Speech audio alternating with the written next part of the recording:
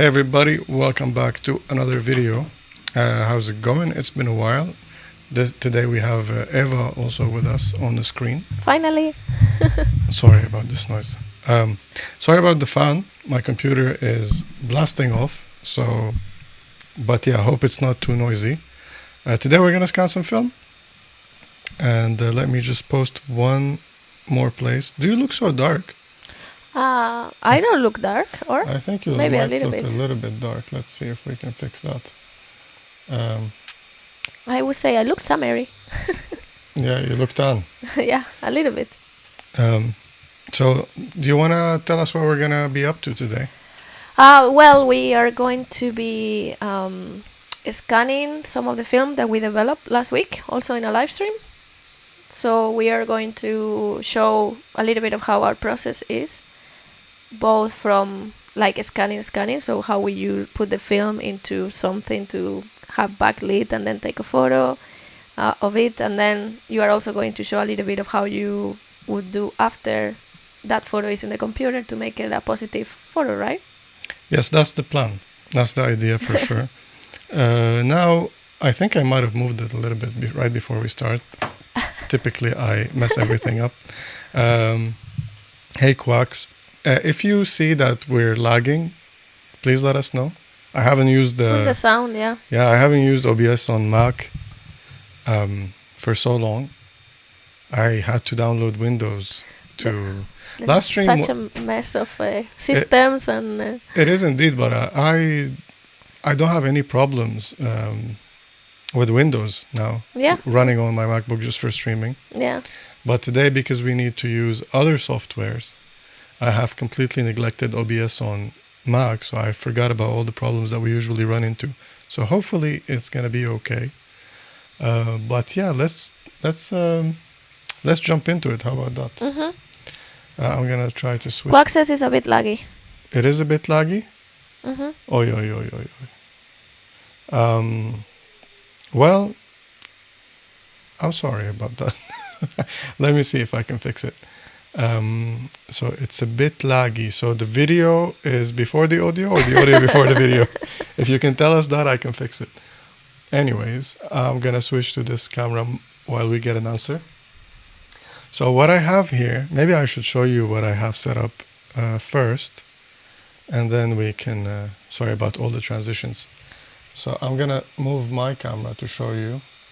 So we have this camera over there, and then down here at the bottom, wait, sorry, this is the worst.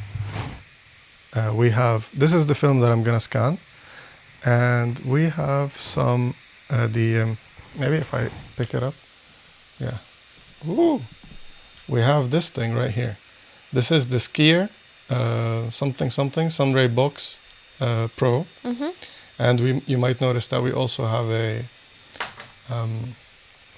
what do you call it? A record setup.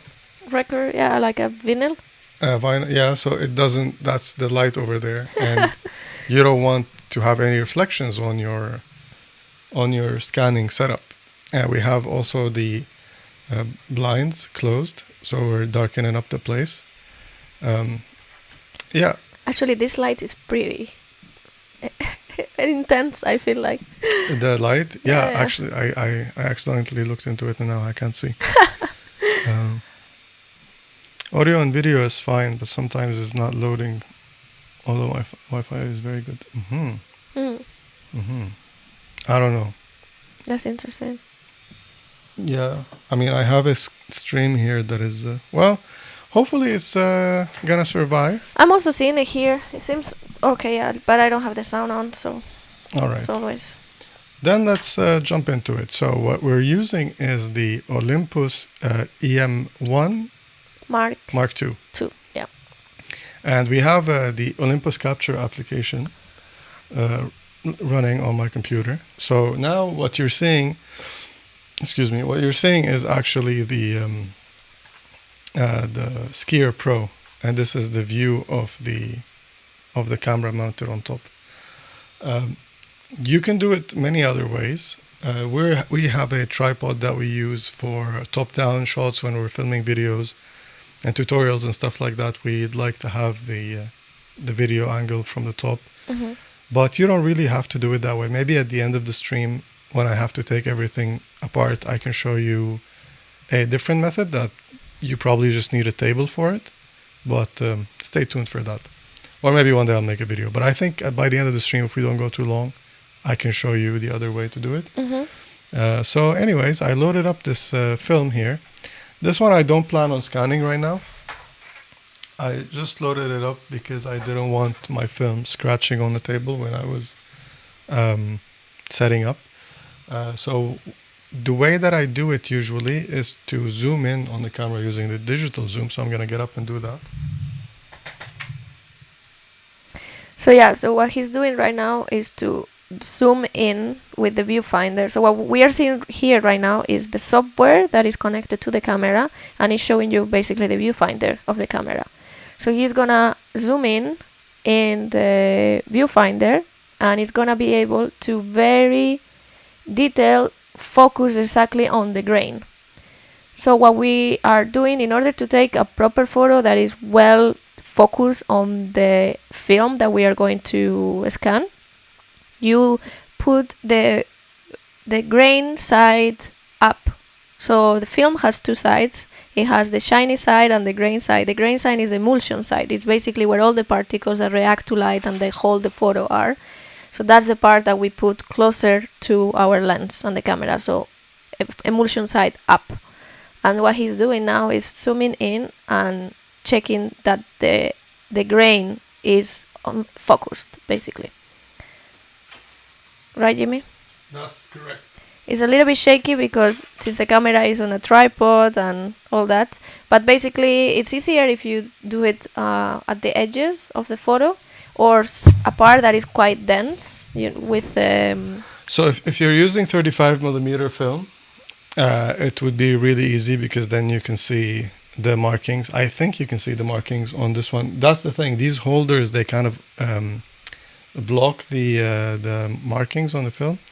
Now, if I wiggle it and I can, you see, like I can go through the photos and you can't see them. You can't see the markings on the film. So you can use these corners. They're usually easier to see. But anyways, I'm going to now That's me taking photos. Yeah, that is. Yeah, here, this roll, if you watched our last stream, you would have seen this roll that I'm actually going to show you. You can see now it's very blank.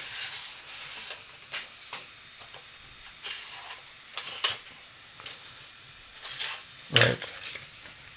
So this roll had an accident.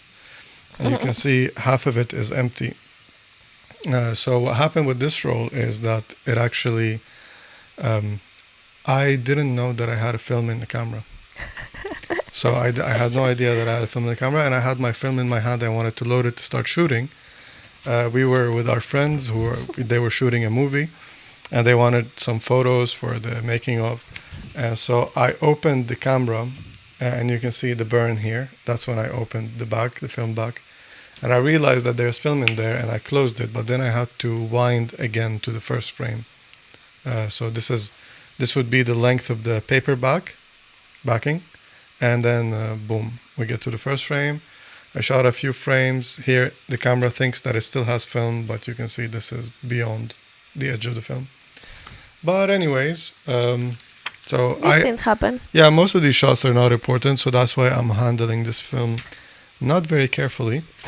And you can see Eva was talking about how to find the emulsion side.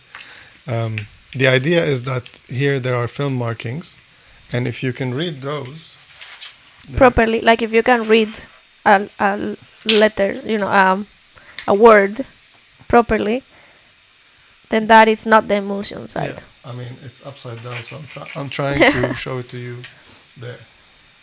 So here you can read it, which means this is the wrong side. You want to flip it like this, and this would be the emulsion side, because now it's backwards. So I hope that's clear. I don't know if you could hear me, but I think you get the idea. I think we could hear you. Yeah, so I'll move this one to the side, and I'm gonna take the film that I want to load.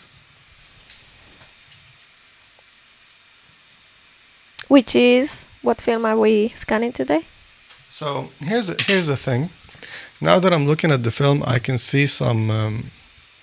I can see it's a little bit dirty. I don't know if you can see it on the camera, because it might have dried with some water on it. I think you can see it right here, where the reflection is happening. But it's a little bit dirty. Do you want me to give you a microfiber? Actually, no, because that's not what I want to use. Uh-huh. What I would like to use is, this is the tip. Mm-hmm. I was planning to show you this on another film. We have a film that has a lot of watermarks on it. But what I have for this is these wipes that you use like for glasses, to clean your glasses. And they come in these small thingies. So I'm going to rip one out and let's test it and see if it does anything. Again, I'm trying to show you how it looks like so you can see the before and after, but I don't know if it's clear on camera. Let me try one last time. There. You can see it there. You see those two streaks on this edge of the film, actually. You can see there are some streaks.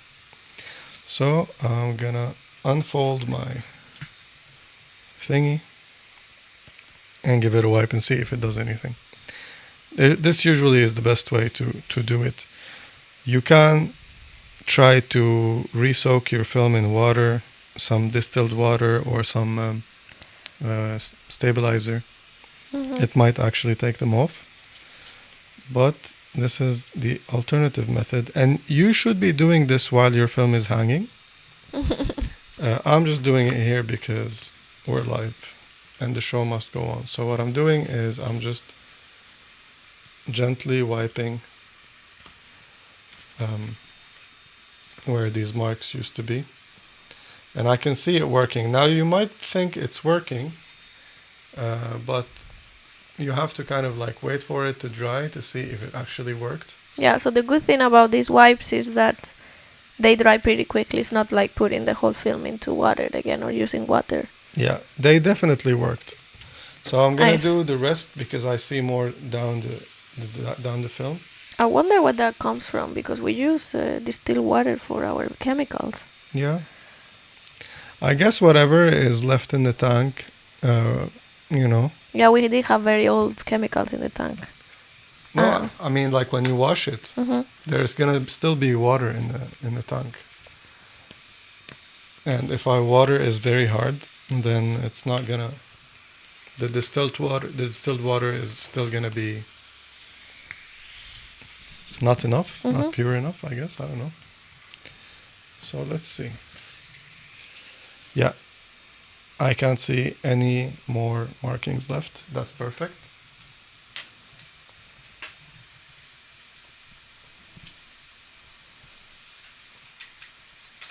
Great.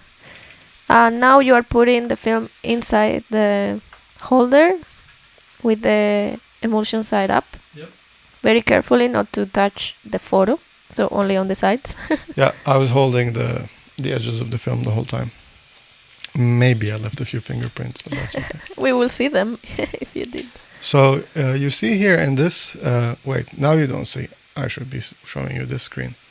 So now you see, I think there was some winding error with the camera where the last two frames are almost overlapping, but they're not actually. So on this edge of the film, here, you can see my cursor where I'm pointing here. That's actually film base. So you want to keep some of that to kind of calibrate your white balance. But for now, I will also show you my histogram. So with the histogram, you can see there's a lot of clippings in the shadows. If you notice, I have a lot of black here in the frame, and that's the holder, the film holder. Like this is my hand, for example, and it will look black. So that's okay. You don't really care so much about this part here if you have any black objects. If you zoomed in all the way on your film and you still got clipping, that means your your scan is actually clipping. But yeah, don't worry too much about this if you have actual black things in the frame. What we need to worry about is our highlight that are not clipping. I like to maybe kind of, if you, the more you clip your highlights in the scan, the more you're going to be clipping your blacks and shadows, and the darker your shadows are going to be. Yeah, because you have to think opposite. Yeah, so if we do this, now I feel like we have more color in the film base. I brought it down just a little bit here, and I do recommend this camera because it does have this feature. It's called high-res shot. So now what it does, it takes a bunch of pictures, and then it combines them into one file. So the photos, it's not going to be too slow because it's a relatively fast shutter speed. So let's try and give it a shot. So boom.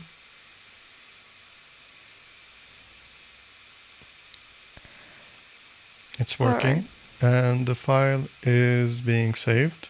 Yeah, so you are here directly saving into the computer. Exactly. Right? Mm-hmm. So we set it up to save directly into a specified folder that we decided where to go. And that was it. It's not the fastest, but it's not the slowest. So, I mean, it's taking a super high resolution file. So. Yeah. So and also because it's remote, it's waiting a little bit for, like, it doesn't take the photo automatically. I think it has a bit of a lag also, right? I can actually show you what the file that we got is. It's if humongous. I go to Olympus Capture and then J. All right. So, actually there's a few files that I don't want. Move to bin. Those accidental exposures during the... Mm-hmm. So now we have a JPEG here. Not sure. Yeah, you can see here. This is a JPEG that is 22 megabytes. That's the JPEG, and this is the resolution. It's 8,000 by 6,000, so it's really big. And how big is the RAW file? This is the RAW file, and it's 63 megabytes. Jeez. And yeah, here it will not tell us the rest of the information. We have to open it in Lightroom. Mm-hmm. So you'll see when we go into Lightroom, it's really nice to have these files. I mean, like now I'm in the preview and you can see that I should have probably look at all of this. What is this? Is this dust? Where is the rocket blower? Next to you. Yeah, I can't see it. No? Oh yeah, it's there. It's right in front of me actually. Maybe you want to also pull up the holder and blow underneath, because it seems like they're not focused. So maybe they are not on the surface of the film. All right. This thing is so bright. I'm going blind. All right. So let's try to take another one, just because this one was a bit dirty. Then we can compare them. I actually deleted this one. Oh, all right. So let's see if it's any better.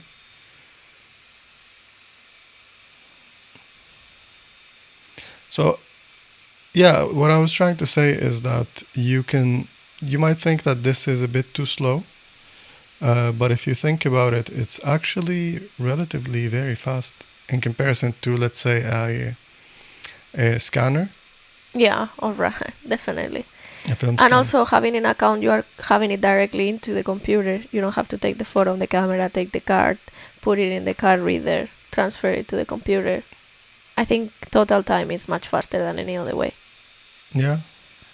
Yeah, well, we still have some things on it, which is to be expected when you're scanning. These usually I either clean them up in Photoshop, but I think... Do you think it's out of focus? No, it's in focus. Can I see the... Let's see the edges. I see... Look, that one down there is very in focus. There's one of the leaves. Where? On the right side. You're seeing it delayed because you're watching the YouTube stream. Well, I think it's good enough for now. I mean, you will see when you convert it if it's focused or not. Yeah. Usually, you have more control trying to stream and Yeah. scan at the same But time. there it feels very in focus. Yeah. So the cool thing about using film holders like the skier, in my opinion, is actually how easy it is to advance to the next frame Yeah. and just do the whole roll really quickly. So you'll see it in real time. I think once I tried to calculate how long does it take us to scan a whole 35mm roll, which has more photos. This was an accidental one. This one, the RZ didn't fire until I was holding it and I click the shutter and I'm like, please fire, and it doesn't fire. And I'm like, okay, it's not going to fire. And as soon as I move, it does it. And I knew it. Yeah. I don't know why sometimes it does this. I think it's the prism finder. I tend to kind of pick it up from the prism finder. Maybe that's And then when the metal contact are not touching each other, it does that. Right? So we're going to advance to the next one. These photos are so nice. I'm really looking forward to see those. This was a Cinestill 50D, Yep. which is my favorite color. I really like it Yeah, too. it's so good. We have a video coming up on that film, comparing it to the... well, I'm not going to tell you. Tune, tune, tune. Stay tuned. So? Yeah, that's pretty smooth. And the good thing is that these holders are very well made, so they don't scratch your film either, even though you are passing it through. Yeah. Because that's a problem that people used to have back in the days with those that you could slide through.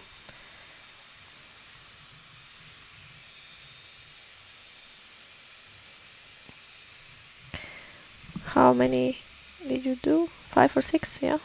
Yeah, I think we're about halfway through. This is the boring part, but we'll go through it. I remember how many rolls have gone through it. Yeah. We still are yet to show you guys the photos from the North Pole. Well, the North Pole. Yeah, we did go to the North Pole. Hold on a second. This is shaky. Something is shaking. What is shaky? I don't know, but I see it shaking. Are we under an earthquake? Wait. It's very important, yeah, that the table and the surface and what you're using the camera doesn't shake while they're taking the photo, especially because it's a long exposure. And we have problems that even if someone is walking in the apartment, the vibrations are... But I'm here sitting and you are not moving much, so... I think it might be the table. Mm. Is this one underexposed? We shall see. That one, yeah, because it looks very bright here. All right. Let's go. I don't see it shaking, I don't think. Sometimes I think my brain is shaking because it does this. When I was a kid, it used to happen to me all the time. With the eyes like this? Yeah, Yeah. not my. I don't know if my eyes are moving, but the world would be like. Those are your eyes. Really? Apparently, there's something with the nerve, the nerves to the eyes. You know, the muscles and nerves to the eyes that will make them move quickly. Really? I had no idea, and I thought everybody experienced that. And then I start talking to people. I'm like, when that happens, and people be like, nope, never. We have no idea what you're talking about. But I had those conversations later on in life, so I didn't have to freak out. Yeah, it never happened again. I don't Maybe think... was your eyes growing, or I don't know. Yeah, maybe it was my eye muscles working out.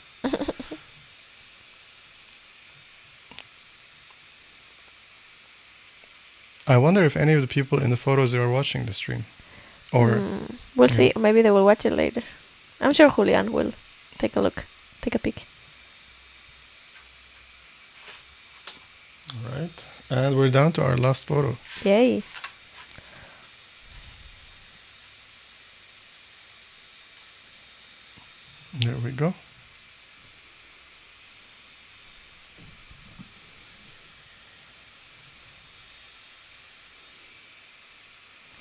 So they are also upside down just because the film is going upside down. I'm just telling the people why the photos are upside down in there. Yeah. Yeah. Yeah, I should have thought about that, but It's fine. you know what I didn't think about actually? What? You know, we were talking before I start scanning the film to check if they are scanning the emulsion side. Yeah. Yeah, I didn't check if I was scanning the emulsion side. I think I scanned the wrong side. Yep, I did. Oh no. Yeah, I did. For sure I did. Well, Oh, no. no? Yeah, I did. Are you sure? Let me see. Guys, this happens. I think you did double check on the other one you had in before. Wait. Now I'm not sure which side I scanned because I've been holding. Yeah, I did scan the wrong side. The shiny one? Yeah. Then I think better if you scan them again. Really? I mean, also because you have focus before with the emulsion side. You know what I mean? It might be a few millimeters or like 1 millimeter, but still it might be worth it. No, I think it's fine. I will redo the film off air, so don't worry. All right. Off air. Yeah, when we're not live. Yeah. It's funny. Sounds nice. I'm gonna close this for now, and I'm gonna open up Lightroom. So we're using Lightroom. There are different ways that you can invert them. Yeah, because right now you took a photo of a negative. Yeah. So what we want is to have a final photo which should be positive and hopefully with the right colors in this case, because this is color film. That's true. So as I said, we might do a bunch of different things at the end of the stream and we can compare. So now I'm doing it the way that I usually do it, except for the fact that I messed it up already by scanning the wrong side right after saying don't scan the wrong side. But yeah, you know, these things happen. So what I'm going to do is I will do it the same way that I do it every time, and then I will show you some alternative ways. So let me just quickly import. You know, every time I open Lightroom, there's a new update. Now, you know what the main issue that I have is going to be that this monitor that I usually work on my computer, my laptop, which is right here. Sorry. But now I'm working on the external monitor, which has the weirdest colors ever. So that's going to be fun. Yeah, because we don't use this monitor for photo work or video work mostly. Yeah. We use it for supporting the area more than anything. All right. So you know what I'm going to do? I'm going to really quickly switch everything up here. Switch the different desktops you have? Yeah. So I'm going to put my streaming stuff over there. And I'm going to put this one over here. That makes sense. Now you're going to have OBS Inception. So I guess this one is there.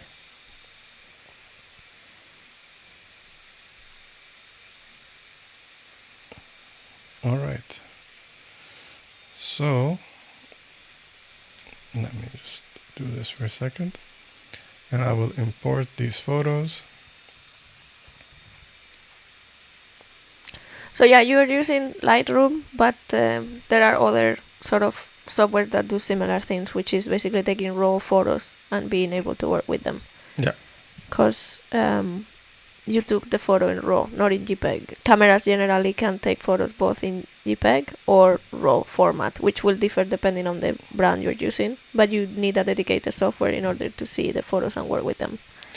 Yeah, so also it's not just that. What I was trying to say is that you can do it in multiple different ways. You can use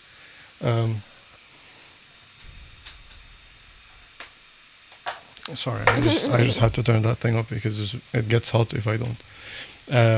So what I was saying is that you can use Photoshop, you can use Affinity, Darktable. You know, Darktable, which is, so there are different things. If you have Lightroom, you probably have Photoshop as well because it's a subscription model. So and I don't think you can get Lightroom without getting Photoshop in the same package. Yeah, I think. What- I think it's like Creative Suite or Yeah, something. it's the cheapest package they have. They offer Lightroom and Photoshop. I don't know if they change them all the time, but that's how it was. So if you do that, you also can then buy a Negative Lab Pro, which is from an independent developer. It's a plugin that we're going to be using today. So usually at this stage now, I'm in the gallery mode of Lightroom, so I can see all the photos that I scanned. Usually here, I would invert all the photos, and the reason that I know for sure that I scanned the wrong film, because I remember taking this photo, and this photo, she was standing on the left of the frame and the water was on the right. So if I scanned properly, she would be inverted, meaning she would appear like On the where left is side. it? On the right side. Yeah, photo, and then flip horizontal. So this is how the scan should have looked. But anyways, you know what happened. So then what I would do is in the G, when you click G on the keyboard in Lightroom, you get to the gallery view. Maybe I should fit it inside this window. Give me a second to... Okay, why can't I do it? Wait. There. It's going to be trickier to work with, but we should be fine.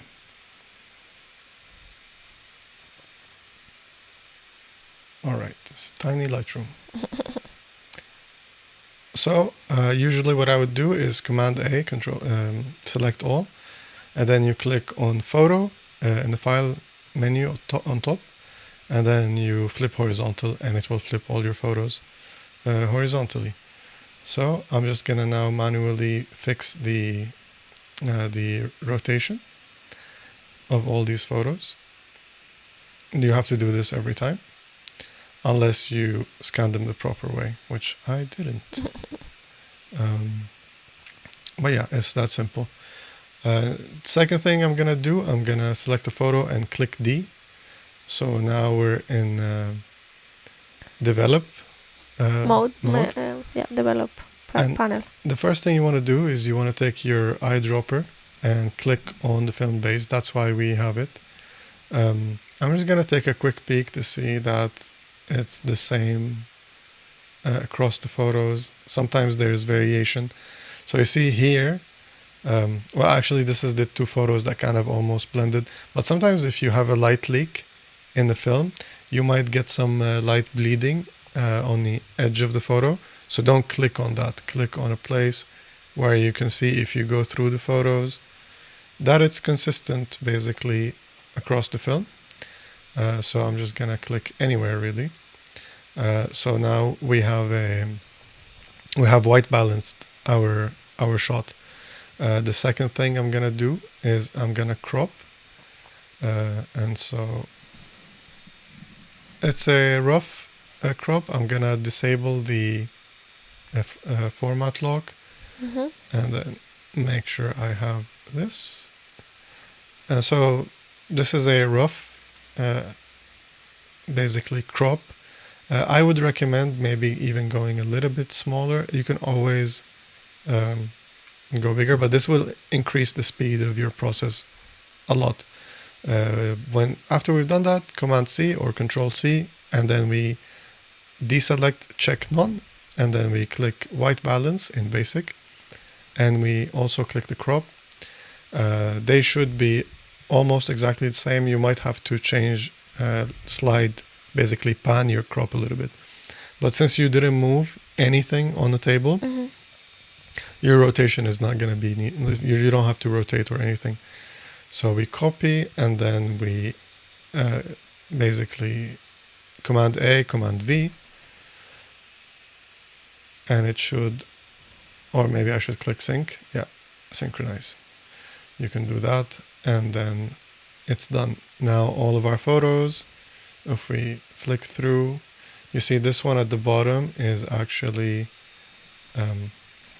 It was out of alignment. We check the photos, this one too. Now with the keyboard, it's really easy using the arrows to fine tune everything as we go. This one doesn't need any fixing. This one doesn't need any fixing. Nice. Yeah. And this I'm seeing everything slightly delayed, so just have that in mind. Yeah, I'm sorry. It's okay. Next time we put you a monitor so you can see what's happening. All right, so now let's start. Let's pick a photo. I'm gonna pick this one because I think we have good reference colors. So Control N, and you bring up Negative Lab Pro. If you have Negative Lab Pro, that's how you, I think there's tutorials on how to enable it and then what shortcut. I have it. It's a very, very good plugin. Yeah. We both really like it. I like to use it so here the source, you put a digital camera. If you scanned your photos in a different way, you can also choose them here. I like the Noritsu profile. I think Eva prefers the Frontier. These are the all profiles that kind of emulate how the scans in the all film scanner Noritsu or Frontier will have look like. Yeah, I'm not sure exactly what is this doing. I think this is because you can also add another profile later inside the Negative Lab. It's more like the color mode, right? It's called. Yeah, so this is a color mode. You can also put it in black and white. But this is kind of like baked into the scan more. So when you choose this, if you don't like it, you have to unconvert and reconvert the photo in order to change it between Noritsu and Frontier. I just like the starting point as Noritsu. And you can add a border buffer. So this one I'm gonna now keep at 0% because I already cleaned my borders. If you are doing this before you crop, you can basically put as much as you want. You can put even 15%. So what the plugin will do, it will disregard 15% or whatever percentage you set of the border of the image, and it's not gonna read any of that information. It's going to only look at what's within that border, which basically will eliminate any film base or film holder that you might be using. The idea is that what this plugin does is that analyzes the whole information within the area that it's going to use in order to do the conversion. So if it's including film base, then your whole average of what's going on is whack. Yeah, see, your high point and low point are kind of... not really part of the photo. Yeah, so. Which might be a good thing in a way. You know what I mean? Like, I don't know, if you want to, like, at least you have this two consistent points of high and low.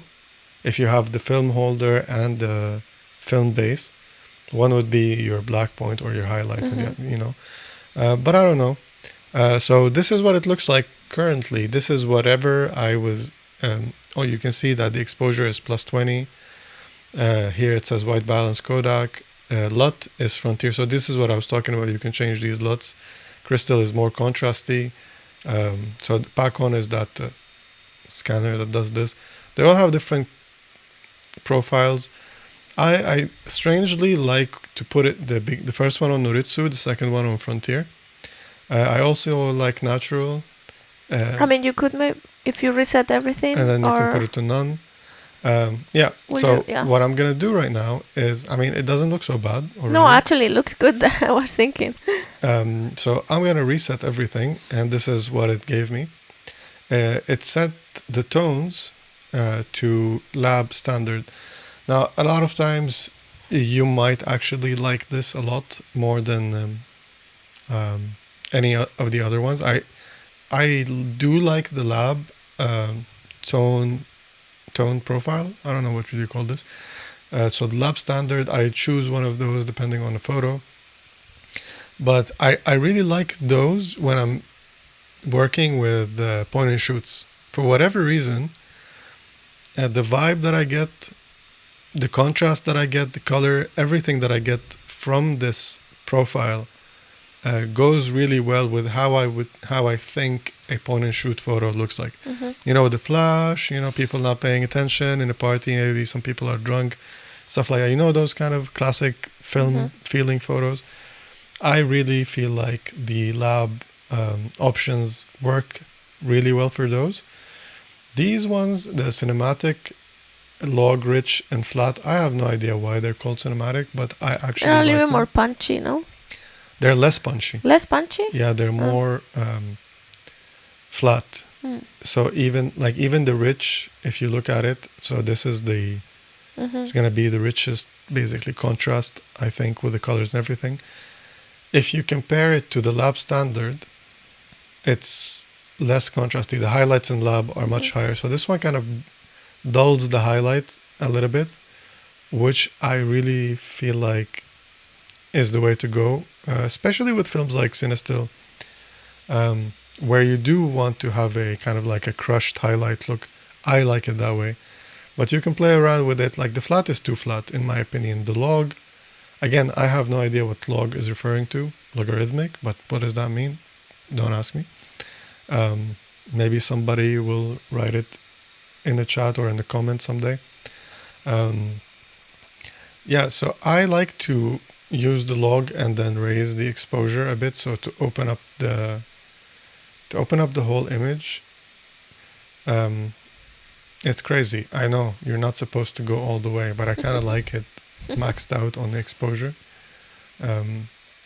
So I will play around with these a little bit, kind of open up the shadows, give it this faded look that I personally like. Open up the blacks maybe a little bit. Do you feel like there is a little bit of highlightation around her shirt where it's like most exposed? For sure. Yeah, Right? definitely that's highlightation. Because again, it's Cinestill and it doesn't have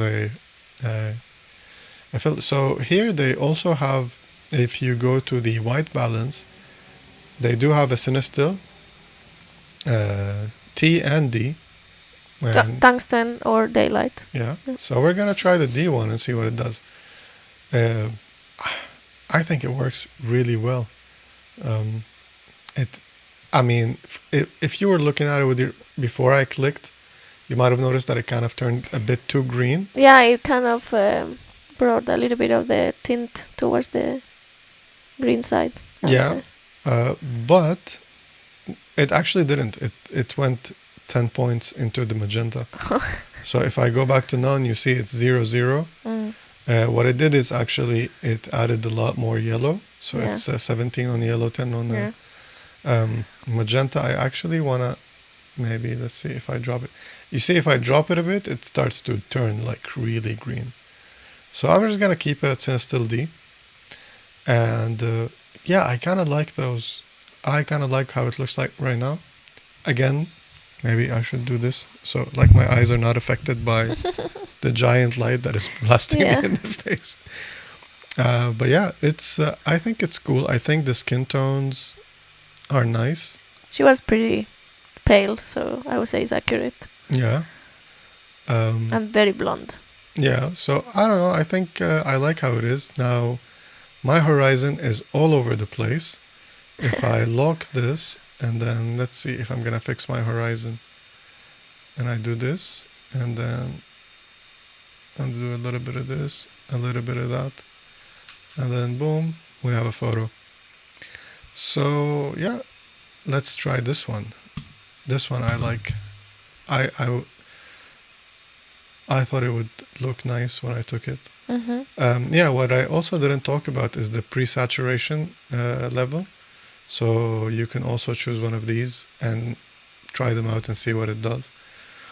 Yeah, there's a lot of options. There's a lot of buttons you can click with Negative Lab. There's also the highlight, lowlight clipping. I don't think any of those photos are clipped, but we will see. I mean, you can see here in the histogram. Yeah, this one is really pretty nice. balanced, yeah. I really like this one. So what it did now is that it kept, if you notice, it says Kodak here, Frontier, and it disregarded all of the settings that I have done to the previous image, right? So I can click apply, and I can go to this photo, pull up Negative Lab again, and then click this button here, which is save. And now it's gonna, every time I convert a new photo, is gonna apply these settings to, let's try one of those real quick. Yeah, no, I like this one more. You see when I put the natural, it kind of like tones down this halation here. Just gonna keep it at frontier. It feels more action-packed. These Lab Glow, Lab Fade are new. There's a lot of new things here, by the way. I haven't scanned in months. So, but I get an email from Negative Lab that there's a new update, so I just do it, and then I close Lightroom again. So, but these I remember from previous versions, the soft highs and soft lows. And if you see her shirt right here, so now the clipping is applied. So if I uncheck it, you see that it pops more, and you can actually say how much you want to clip. So you see, you can play with this. I think if you put minus, that's how it works. So if you put -10, it will drop your highlights by this value. So if I put 5, you see it gained more highlight. And if I put 0, which how I want it, it will stay the same. And you can do the same thing on the blacks. If you put 10, again, the positive value, it will drag it in the way of the black point. So you saw when I put 10, it got darker, but if I put a minus before it, it brings up the blacks. And there's also this automatic button doesn't work when you have a number. So I mean, here there's not much to be protecting. It's not clipping in any way to begin with. But this is one way that you kind of, let's say you, I don't know, you maxed out your blacks all the way up. So why can I put it at 50? Yeah. Maybe so high? So now I put it at 50. I raised my blacks all the way. I can't raise them anymore. I want to raise them some more for whatever reason. I can put -10, and we have more, -50. And, you know, you can just keep going using this. It's adding more points. So what it's actually doing, Native Lab, is, actually, let's do this real quick. So now I made some changes. The blacks are at 50. Remember, we clicked save earlier. If I click load again, it will bring it back to the level where I left it. So I hit apply. I just noticed that I have some of the film base down the bottom there. So if we want to know what's actually happening, we, I think, have to go to the tone curve. And here you can see what Negative Lab is doing really is just everything you change in Negative Lab is playing with these 3 separate tone curves. As far as I know, I don't think it's changing anything else. Definitely playing with this, but I don't know if this is actually from when we did it. Yeah, you can see the numbers match. That's because we synced all the photos. So all Negative Lab is doing is playing with these values over here. If you go to your color panel, you see there is nothing different there. If we turn this on and off, you see nothing is changing in the image. No lens correction. The detail, it might actually have added some sharpening. I know there's a tab where you can add some sharpening. But anyway, let's move on to the next picture, this one. So this one, it's from the previous session because that's what was last saved. Now if I hit load, you see it kind of pulled a little bit of, it fixed the skin tone a little bit. So if I hit cancel, it will go back to that one. It's a bit maybe too red. So if you click it again, boom, is nice. I think it perhaps also needs a bit of contrast or overexpose, I'm not sure. This one? Yeah, the one with the flowers. What do you want it to do? I don't know, I feel like it's a bit overexposed, but I might be seeing it later, so earlier, so. Yeah, I don't know. I actually, on my screen, it looks really nice. Okay. I'm happy with it. That's the dilemma, is that on different screens, it's gonna look different. Let me see on this one. Yeah, and again, there is no right way of doing it and wrong way of doing it. It's all up to you. I mean, if you send this photo to 5 different labs, you'll get 5 different photos. You know, a lot of labs will say this is how it's meant to be, and you know, you have films and this is how you're supposed to be. But again, it's like shooting JPEG versus RAW. Like when you shoot RAW, you edit it to however you want to edit it.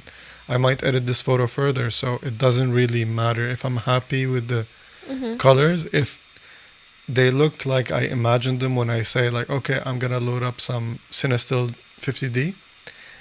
It's how I Because imagine. you want a you know? specific thing. Yeah, I have an idea that the photo is gonna turn up a certain way, right? Yeah. And I feel like, yeah, this is what I thought is gonna look like in one way or another, in the same realm. And I'm personally happy with it. So you are probably gonna have different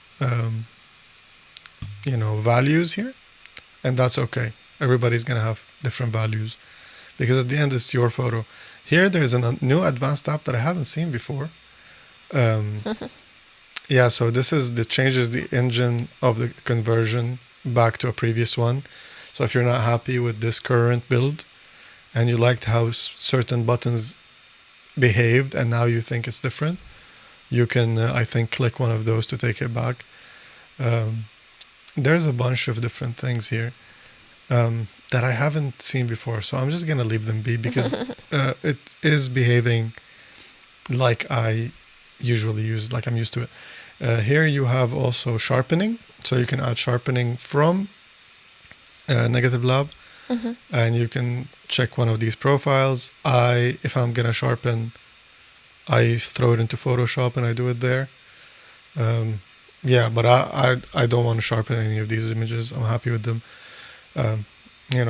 I might have to sharpen if I want to make a print of one of them, and that's why I would use Photoshop, because I know what to do over there for the printing process.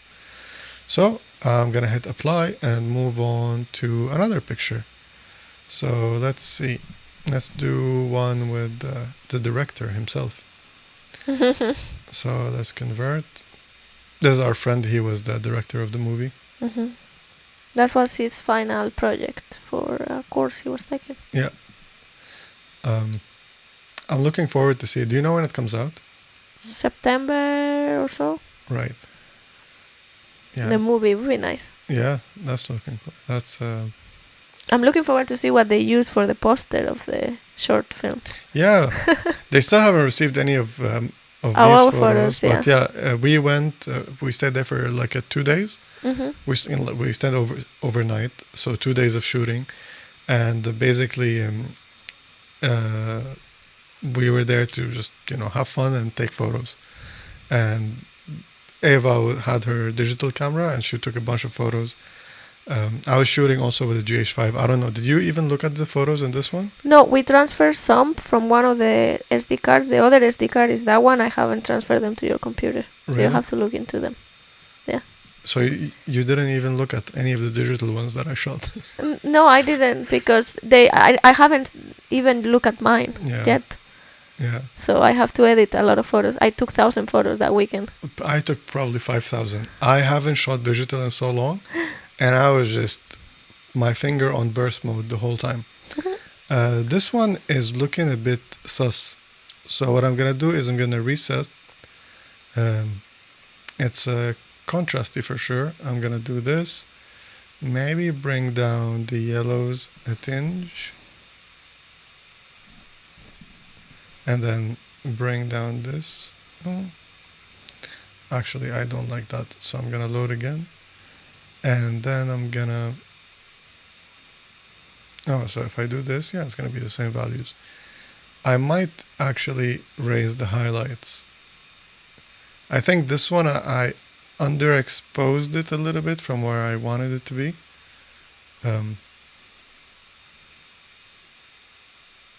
So I'm gonna open up the blacks a bit more. So yeah, I am happy with it this way. And I'm gonna move on. So yeah, it goes like this. Yeah, here they were discussing different things. I was just taking photos around. Let's try this one. I don't know if this one came out. Yeah, so basically our role was to have behind the scenes Yeah. footage and like, you know, photos. So they were doing their own thing and we were just taking photos, which is the best. Yeah. So I think I'm not gonna do the whole role here. What do you think if we move on to Different film. no, to trying a different software, All right, that's gonna be an adventure. right? Yeah. This one, yeah, I don't know. I really like it. Yeah, it's so cute. I really like the colors. I know they're not. It's not portrait, but it's its own thing, and it's really moody in a way. The colors are just so. It was so sunny. So people also know the scene how it was. It was very sunny. Yeah, you see a lot of clouds, but it was in so the sunny in the background, front. but yeah, where the sun was, it was blasting, and you can see on their faces. So yeah, I think like if you look at this, you can see that like his face, for example, is really bright here on this But side. it's so good that it's not overexposed. It's It's not not- clipping. It's no. like compared to digital, this is just like Yeah, I mean, Yeah. like you can see the lead actor here in the center. She's basically in full shade because Yeah. she's surrounded by both of them, and there's a lot of like detail. It's not lost in any way. So there's a really decent dynamic range on this area right here. definitely. So I'm super happy with these photos. I'll probably, look at them more and play with the colors more later when I'm finishing the whole roll. But this, you have an idea of how it comes out. And I think it's like super quick and easy to use Negative Lab Pro. Now, what I'm gonna do is I'm gonna load up Darktable. And I'm just gonna switch to this one. So Christy just commented, "Oh hi, just let my screwdrivers down. I have very bad luck with an old camera. It might be haunted. I hope your experiments are going better." Yeah, today is actually, I think, going pretty smooth, except for the weird camera angles. Like I'm using a fisheye lens. The camera is like right here. There's less than half a meter between me and the camera, so I feel like I'm kind of warped. I'm trying not to think about it so much. I think it looks fun, but yeah, it's a fisheye lens. So And we're using two very different cameras on each other. So that's why Eva is a bit blurry. it's fine. It makes my skin smooth. Yeah. All right. Well, Chris, I hope you have good luck with the camera. Maybe tell us what you're trying to do. Could be fun. Yeah. He says he just let his screwdrivers down, so he's fed up with it for today. Maybe. So I wonder. You know what I wonder? What? I wonder if ORF files will work on Darktable. They They do. should. They should, because it's also a raw editor. Yeah. So I should say that I have used this It's an experiment for sure. so long ago, right? And I still don't know how to use it. All right. So we have something, right? So don't laugh at me. You can laugh at me. It's fine. You had to change the. Did you change the? Huh? I only see us. Yeah. I brought it back. Ah, okay. You will sorry. see it in a second. So here, I don't know, what is this? It says Velvia here. Let's see. We have active module, technicals. So orientation, maybe this one we need to do is to rotate. Cool. No. Okay. I think it stopped. Base curve. Yeah, I don't know what that is. I know there's one of the modules. That is for film. Yeah, this one. So here you can see the film properties, color of the film base. So if I take this, oops, what happened? And I click here. This Nega Doctor. Yeah. Well, I already destroyed everything. What happened? I'm unable to get the dropper to where I want it to be. Here. Great. I completely destroyed this photo. So if Good that it's just a digital photo. Right, you see, it's a bit finicky. I don't really understand how to use it, but that's just absolutely my fault. Okay, so if I make a circle like this, then it will register this as the film base. Okay, and here you have a bunch of different things. This one, adjust the color and shade of the film transparent base. This value depends on the film material, the chemical fog produced while developing film, and the scanner white balance. It's nice that it's planes. You know what it is. So I think I shouldn't use this one first. I think if I go here, well, I need to turn that one off first. So if I turn this one off completely, and if I write white, so white balance, and then I click my dropper tool, and then I select here, because this is how I do it in Lightroom. So I balance the film base.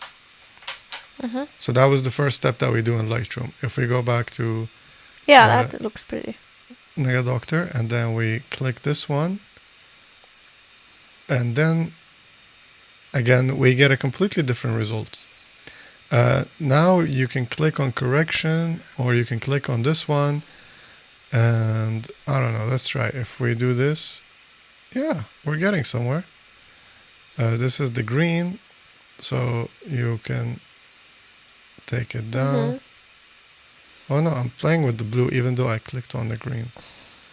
It's very manual, obviously. And then here we give it some magenta, I guess. And then we do this. So remember, this is a completely free software. So if you don't want to mess with Lightroom, Negative Lab Pro, anything. Dynamic range of the film you can modify. Yeah. That's cool. So I think it's basically contrast. So it's flattening the image more. I see that it's making it brighter, which I like. I like having it like open and bright. So let me take a look again at the Lightroom one, what it looked like. You know, actually, I think I might like this one more. I mean, again, I didn't personalize this photo. I just copied and pasted the settings from previous one. But yeah, I mean, look at this. It's great. Scan exposure bias. I guess this adjusts for the for your exposure when you took the photo of the negative itself. And here you have some corrections. You can play with the reds, and you see, so the red is, I guess, the opposite of red would be cyan. So if you take it too low, you add a bunch of cyan to the photo.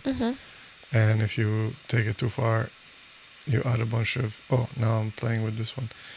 So yeah, you can play around with these. You can see the shadows color cast, which is nice. Where do you see that? So you see the tint that the shadows are gonna have. Yes. And then I guess the same thing you can do here with the highlights. So a lot of people would like to have this, let's see, I guess they do, what do they call it? Like, what I'm doing is I'm just looking at the bar on the top. At the graph? Yeah, so if I do this, I'm trying to make like a dense blue on the shadows. Mm-hmm. And then I'm gonna do the opposite. I'm gonna go yellow on the red on the highlights. Again, this is a mess, guys. Trust me, I know what it looks like. I'm just trying to get as yellow as I can. And there we go. It's my masterpiece. No, this is absolutely ridiculous. So if I click this one, and then I click this one, and then boom. That's all you need to do. You click this one. Which one did you click? These droppers. Oh. And so this is a shadow. So I'm supposed to take it here. So now I tell it where my shadows are. And this is a highlight. And I'm supposed to tell it where my highlights are. Okay, so it just does that. I'll just do this. Maybe it was a bad idea. Yeah, but basically... That one is warmer, the one. No, oh, yeah, now it works. Yeah. And let's see. I think it actually looks very similar. I would say so. Maybe the other one is a bit more magenta, if I remember correctly. Again, and like, I've never used this software Looks before, nice. but basically that's what you do. What I did is I first set the white balance of the film base by coming here and writing white. You get the white balance module. You just click on the dropper, which I can't find there. No, there, this one. And then you hit your film base. And then you come back here, you start writing the word negative, and you get Negadoctor, which is the name of the thingy. Module, yeah. And then you click the dropper. You select the same place, around the same area. You play with these if you want. You drop the Dmax if you want to have less contrasty, like I like it. Or you can just, have more. What do you call it? Contrast. I like it less contrasty, not this much. I like it bright. And then you go to the corrections, you click the shadows, and you select somewhere on the shadows. You click the blue, the highlights, and you... It's pretty straightforward and like user-friendly, I would say. Yeah, it's really nice. So you don't have to really break the bank and get stuck in a subscription model. So it's really cool, but I'm using Lightroom anyway, so I'll keep using Lightroom because it's also easier for me to keep track of everything. We're used to it, and also we have our workflow that it just works well for all the different films we use. And we need it for other things as well. So it's not that you can't really achieve the same thing with Darktable. You can definitely. But yeah, so if you already use Lightroom, I definitely recommend Negative Lab. Now you might not want to spend an extra $100. Maybe, I think that's what it used to be, what it used to cost. I don't know if it's still the same, cheaper or more expensive. But what I'm gonna do next is I'm gonna try and do Photoshop. I'm gonna check how much Negative Lab Pro costs now. You can have a free trial, which is also important to say. You can try it out. Yeah. Oh, really? Yeah, I completely forgot about that. I got it like when it was version 1, so many years ago. It doesn't say how much it costs. Oh, here. Yeah, it's still $100. And you get free updates for life, by the way. For life, yeah. Yeah, like when I first got it, it was a lot different. It was a lot less buttons on the. So the free trial is for 12 conversions, and then you can buy it if you like it. Yeah, so you can like set up, if you have shot a bunch of different films and you scan them, you can just, set up a collection. This is this is like a nice portrait shot, this is a nice Fuji shot, this is whatever. A bunch of different things you can even try with the black and white. Different circumstances, some you shot in low light, some you shot in highlights, and you can develop, you can scan these and convert them with Negative Lab. See what kind of results you might be getting before you spend the money on it. I think it's definitely worth it if you scan a lot of film and you use Lightroom. It will save you a lot of time. So what I'm gonna do now is I'm gonna open the same file in Photoshop and Do it manually. do it manually. So This way will also apply to what do you call it? the Affinity. Affinity photo. Yeah. Chris is telling us what has happened to him today. So he says that after a couple of ruined screws, I was trying to align the rangefinder when the whole shutter lens block falls suddenly onto the floor and the shutter ring bented. All that poor thing survived World War II but found bad luck in stupid hands. Oh no. Oh, Maybe if it's just bent, maybe you can be unbent with a little bit of care, maybe. yeah. I never. What camera is it, Chris? Yeah, I hate opening lenses. It always ends badly for me. He was trying to do the rangefinder originally, so. But yeah, we have some experience opening lenses, and Yeah, it's so difficult to put back together. it's yeah. I mean, I think it's the same level as like a watchmaker or something like that. I don't know.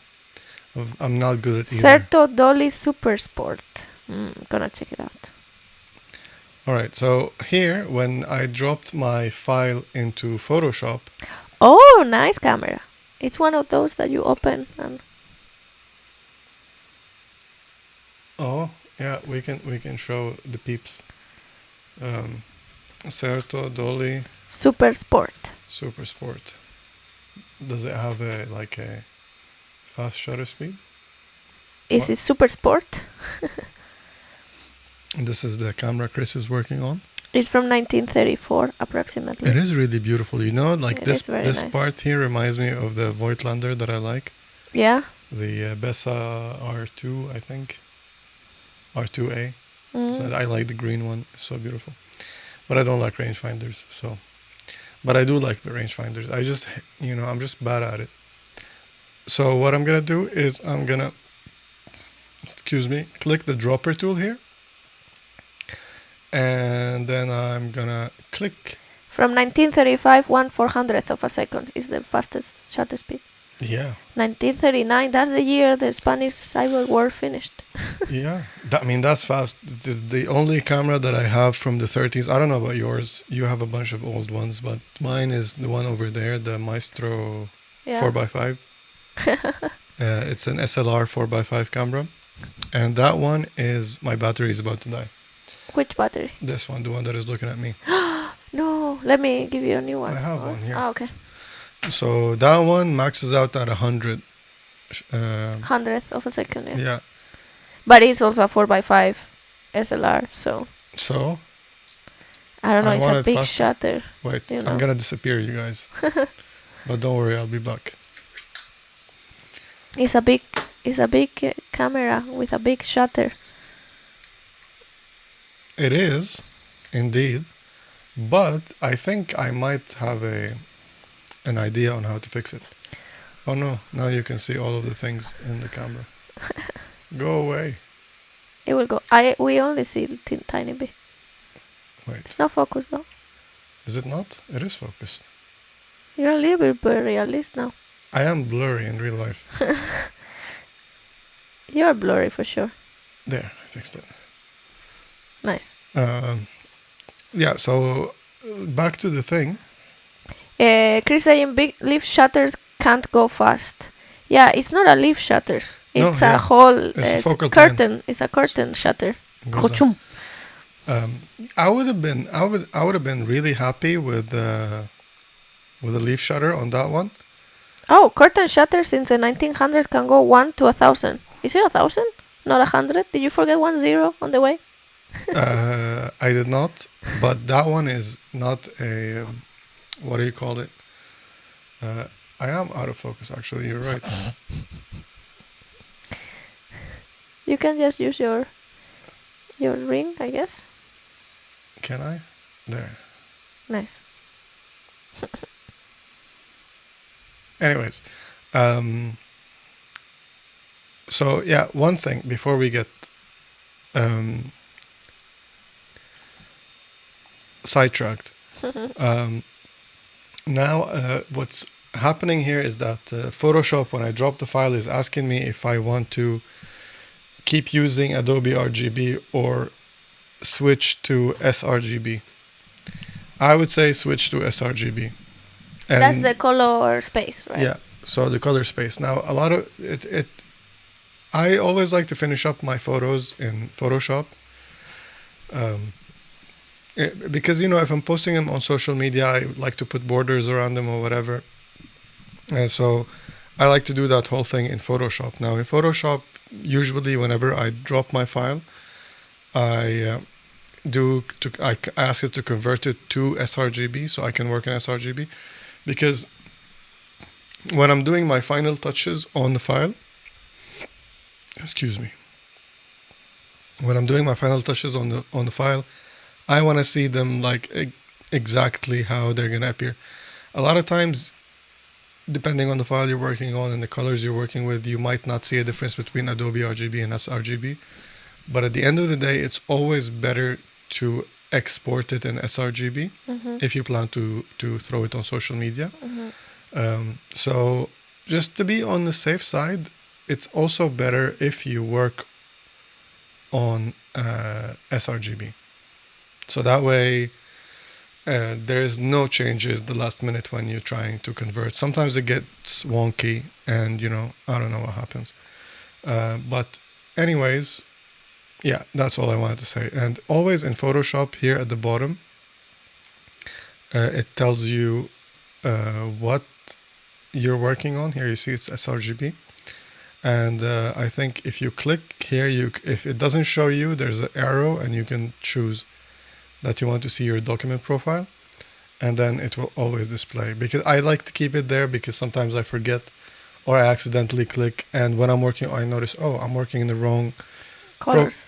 color Space. color space. Yeah. So yeah, I keep it here so I don't forget. Now we're talking about the cameras, the 4x5. That one is the popular one is, what is it called? I can't remember anymore. I don't remember I the keep name. getting notifications from eBay that there's a new one. But there's a popular 4x5. Graflex? Yeah, I think it's Graflex, one yeah? of those Graflex or Speed Graphics or something like that. So that one, actually, yes, they go up to 1,000. A lot of those models, some of them are 500, something like that. I would have been happy with 400, 500 because that's what I'm used to with the RB and the RZ. Even the Fuji GW maxes out at 500, I think. 500, yeah. So yeah, I'm perfectly happy with those speeds. But that one maxes out. It's a Maestro something. Maestro, I don't remember. Yeah, it's a German 4x5 camera. Actually, it's not a 4x5. It's a 4x3 or something like that. Something smaller than 4x5, but I kind of made it fit. I'm working on it, but I made it bigger, the hole, because the curtains cover more than the actual hole. So it's gonna be working 4x5 at one point when I finish it.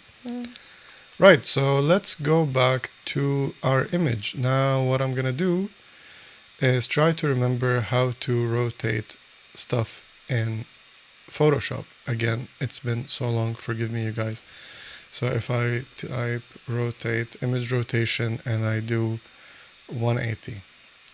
I do a 180. Yeah, because it was upside down. And then I grab this one here. Let's do this. Boom. So again, if you noticed when I first dropped it, in case you missed it, we've been talking a lot. Photoshop prompted me with the image raw or photo camera raw. Thank you. And that's basically like where Lightroom came from. Back in the day, it was only camera raw. Yeah, within Photoshop. And then so I like to use the dropper there because it's a lot more straightforward than the droppers in Photoshop. I think it's like a one-click thing. I don't have to fiddle with it so much. Let me see. I don't remember anymore. I think if you click, so you see like here, I'm trying to crop just a tiny bit. You see at the corner there's some white, and you see Photoshop will do this. If you're trying to crop, it will snap. After you grab the slider, you click Control on a Mac, and then you can do fine adjustments. So I'm gonna zoom in all the way. Where am I? Why is it doing this? Stop doing this. And then I'm gonna grab the thingy, hit Control, and stop right there. And boom. That's how you crop finely in Photoshop. Very finely. Yeah.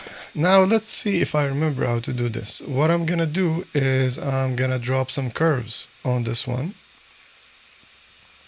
And the first thing that I'm gonna do is I'm gonna go to my red curves. Actually, I think I used to do it like this. So I just do one of those. And then,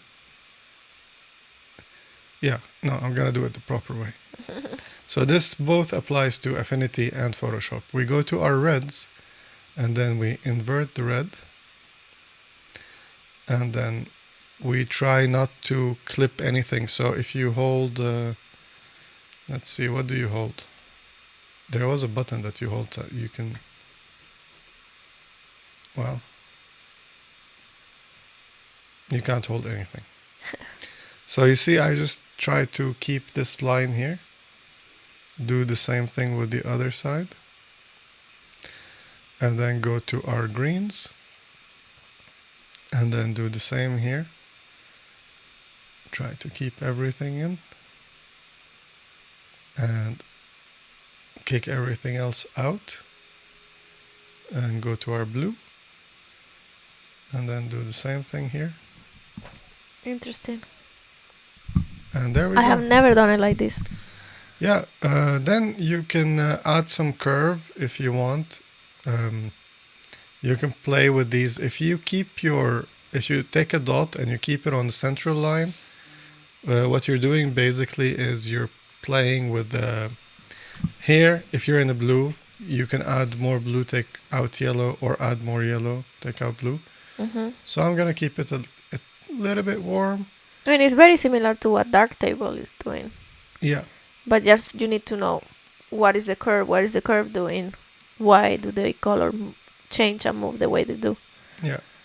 So here you can see it's gonna look different because it's gonna be like really what my eyes are deciding where to go, and it's not, I don't have these sliders and these algorithms that are, programmed to pick certain points to define things. So here, for example, I see that the shadows, I think these are the shadows, are a bit too blue for my taste. So if I grab this point, you can see if I change it, this is not the range where I want to be changing. So I try to grab a different range and make it more yellow here, for example. And then I can, so you can modify different parts of the image. So basically here what I'm doing is I'm doing the highlights. I can make the highlights like super blue or super yellow. I'm doing it to the extreme just so you get an idea that if you grab different points of the curve, you're changing different basically areas of the yeah, like saturation on the pixels. Is that how does the software see it? Well, I could make up some answer, but honestly I don't know. So I think it might be too green there, so I can tone it down like that. Give it, so here again, if we take it all the way, it turns into magenta there, so we don't want to do that. Mm-hmm. So sometimes, like when you take it to the extreme, you can see what is actually being affected. Yeah, that's cool to play with it like that. So you can play around with these things, see what's happening, and really like dial it down. I used to have a really complicated process, well, actually simplified process on how to do these things. So what I'm gonna do is I'm just gonna really quickly look for a file that I have done this with before. On Photoshop? Yeah. So let me see if I can find anything. Just give me 1 second. So you're gonna show the different layers that you did to it? Mm-hmm. Oh, maybe the ones from, I'm not sure. The ones from Funny? Yeah, but I don't know where they are. Just give me 1 second. I was trying to think if I remember when you used to do this. But yeah, I have personally never done it direct inversion there. I have used, before I used Negative Lab Pro with Lightroom, I used to scan actually using a dedicated film scanner that had a software that was doing also the inversion itself. Wait. What's happening? Wait. I think we are clipping. We're clipping what? Where the encoder is losing its mind. You mean the stream? Yeah. Your beard is doing something weird. Oh no, that's actually the focus peaking. Ah. If you see blue in my beard, that's the focus peaking. I need to turn it off. I was like, what's happening? Maybe I could be a bit blurry. How about that? Let me blur myself out a little bit.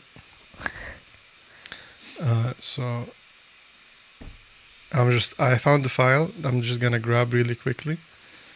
Does it have all the layers? Yeah, but no, these are inverted actually in Lightroom. Yeah. I don't remember last time you did this. I do, but let's see if I can find the Yes, I was saying my experience is limited to Lightroom with Negative Lab Pro or using Booscan back in the days when I had my Epson scanner when I started with film in 2010, 11. Mm-hmm. And then we also tried a little bit with the Epson scan. I tried a little bit Silverfast. We also dabbled a little bit with it. But when it comes to taking a photo to scan, Lightroom and Negative Lab Pro is what I have experience with. Never went ahead and tried to do manual inversion. It seems a bit crazy. Yeah, I mean, once you... But it gives you the most flexibility, I guess. Yeah, you can really tone it, like dial it down. Yeah, and let me see if I can find it. All of these I know that I inverted on Lightroom and then threw into... There's so many photos here.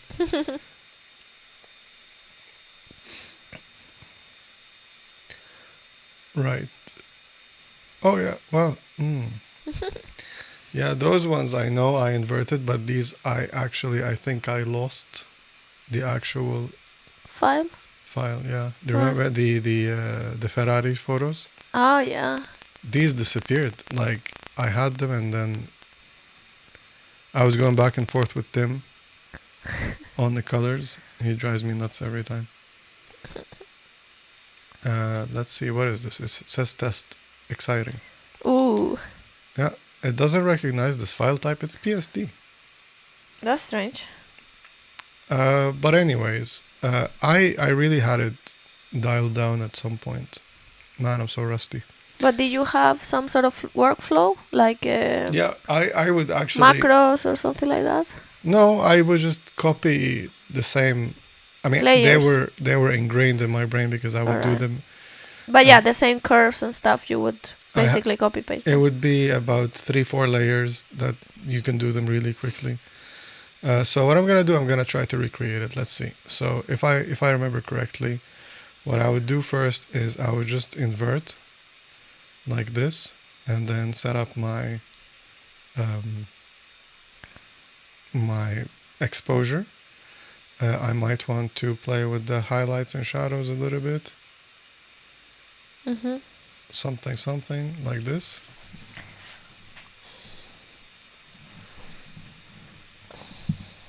So boom, boom.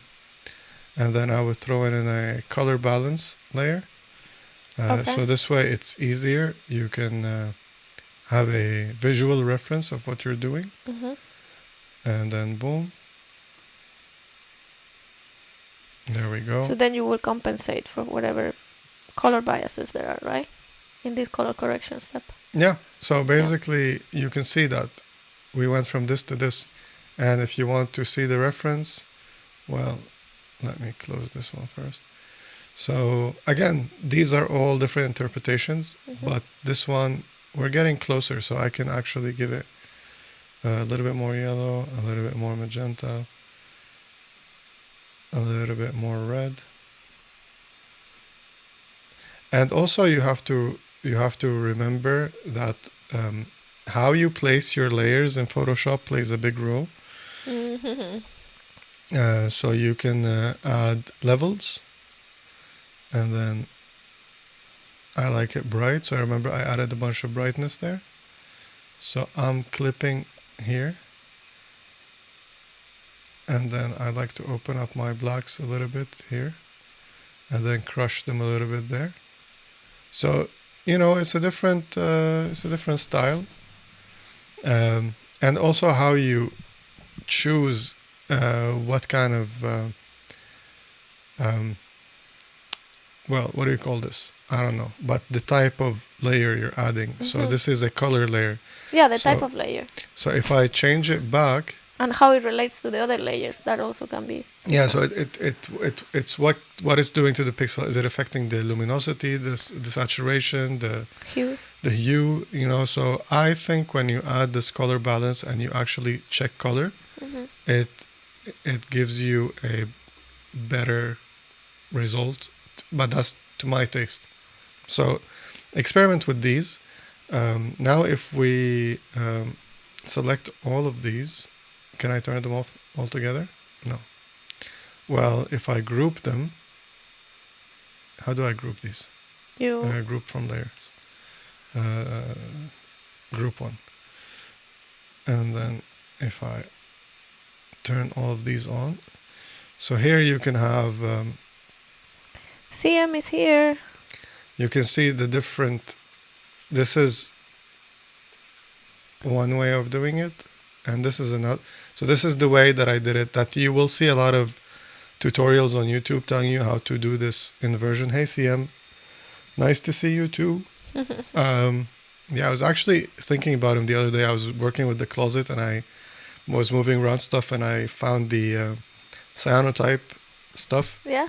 And I was like, we gotta do a cyanotype experiment on the channel.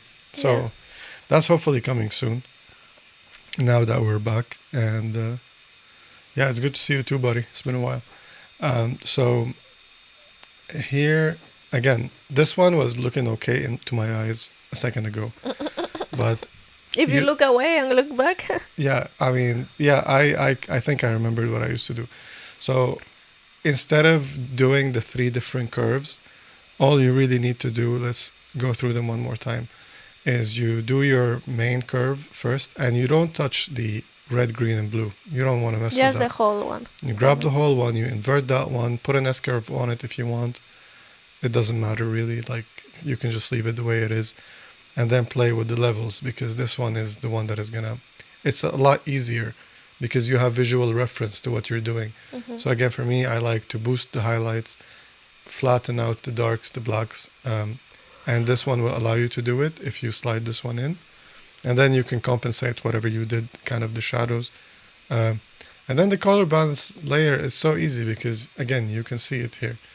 So if you really don't care about having all of your shots kind of like letting the algorithm do its thing to match it for you, you want to personally go and kind of by eye do it, I think this is the best way to do it. Yeah. And here you can kind of like play with the mid-range, give it a little bit more contrast if you deepen your shadows a little bit, open up the black a little bit more, deepen the shadow a bit more. So you can play with this for as long as you want. But yeah, I think that's it for the different inversion methods. I promised another thing. I don't know if you want to do it. Try to do the scanning differently? Yeah. How are you thinking? I don't think I actually got it. Yeah, we've never done it before. But I was talking to somebody on Discord the other day, and they were on a very tight budget. They were like, look, I don't want to buy a tripod. And I was like, because I was saying that the K&F tripod is really affordable for what it does, which is the one that we're using. I showed you guys earlier. It goes You can do an horizontal, L and tripod. you can, yeah, basically shoot top down. And this one is really, really tall. Yeah. And for the price, I thought, at least at the time when we bought it, there was no other options that would basically do the same thing and you know, cost this much. So I was thinking that, yeah, well, you don't really need it, as everything you need is to have the camera, sensor, and the film to be parallel. Yeah. That's That's the it. idea. So I think you can do it another way. What were you thinking? I think if you put them both on the table. Yeah. You just have to have the film in front of the lens. Yeah. Yeah, so I'm just gonna do one thing really quickly and see if using the same, but the problem is that the film holder will not really stay on the light properly. well, you can use tape. Oh yeah, so you're using without film holder or with film holder? I'm gonna use this film holder that we Okay. have and see if I can do it with this. If I can't do it with this, then I can't do it. Do you want to point your camera to the table? I'm just gonna set it up first. Sorry about the noise, you guys. I think it was far away. Yeah, I don't know if it was loud in my ears or loud in the headphones. You want the tape? Yeah. So I'm grabbing some tape. We're gonna do some MacGyver here. All right. Let me see if I zoom out and I turn you more towards me. I'm gonna turn you off, Eva, for a second. Sure. Oh, but now I have this thing hovering there. What do you have? My camera settings. Yeah, because the battery died, and then when I put it back, I think it forgot which mode to be in. Let's see. Do you guys want to play with what is this called? GH5 menus? No. Let's see.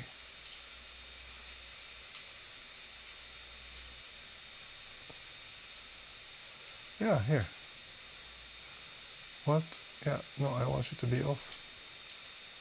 Thank you. Yeah, now it's much better. So what I'm doing is using the skier, this thing here, this box. So this is where the light is usually. Look how bright this thing is. It's so freaking bright. So, and this is the film holder where you have your film. Again, don't worry, this film is a test roll, so it's fine if I scratch it. So I'm gonna put it on its side. And for that, if I do it now, this film holder will fall. By the way, I didn't mention earlier, these screws, you see these screws here? You can unscrew them and then change the width of your film. So if you're shooting something more panoramic or you're shooting 6x6, you can change this. It's really cool. Yeah, really nice. So I'm just quickly gonna add pieces of tape on the corners. Just to keep the film holder in the place. light box, right? Yeah. So I'm doing it with what I got. You can do it with whatever you got. So you don't have to use something like this. You can use anything. That shoots light, basically. Yeah, like you can use your Even phone, light, your yeah. tablet. You can use a piece of... as long as it's even. It has to be even. Yeah. If you use like a light bulb with like a screen in front of it, it's gonna be, the light bulb is gonna be strong in one side and it's not gonna spread evenly. So now what I'm doing is I'm putting it like this. Let me see if you can see it. It's right there. It's looking like that, right? So I'll bring Eva back on and I'm gonna grab the camera and This one right there. So I'm gonna grab it, I'm gonna put it on the table and see if we can do it. If you want, I can maybe use the camera to show it, or... No, it's fine. Alright. Also, you are taking the camera and then put it in front of...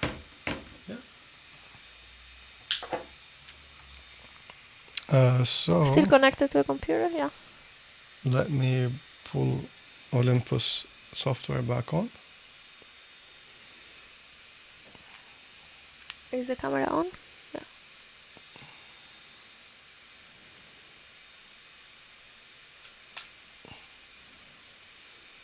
All right, so here we go.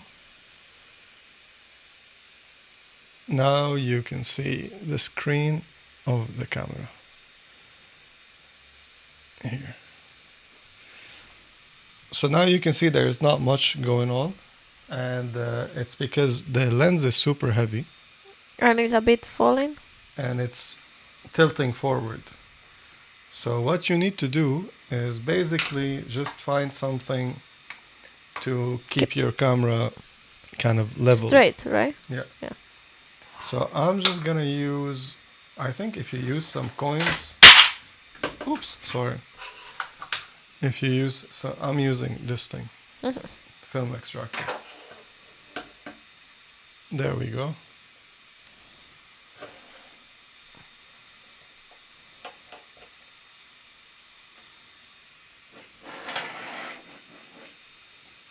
Basically, this is how it's gonna be. I might need to raise my camera a little bit more. So I'm just gonna put the tape under it. No, I need something more flat. Like a book or something? I can use this snooze box actually. This thing here. If you're Swedish, you know what that is. If you watch PewDiePie, maybe you might know what that is. So I'm just grabbing whatever is on the desk really. That's how simple this mod is. Sorry if it keeps bouncing up and down. And your camera is gonna have these levels on it. Yeah, again, we need to be higher. So we need to be around this range. Need a box or something like that? I just need something thicker than a snooze box. Yeah, I think this is perfect. There we go.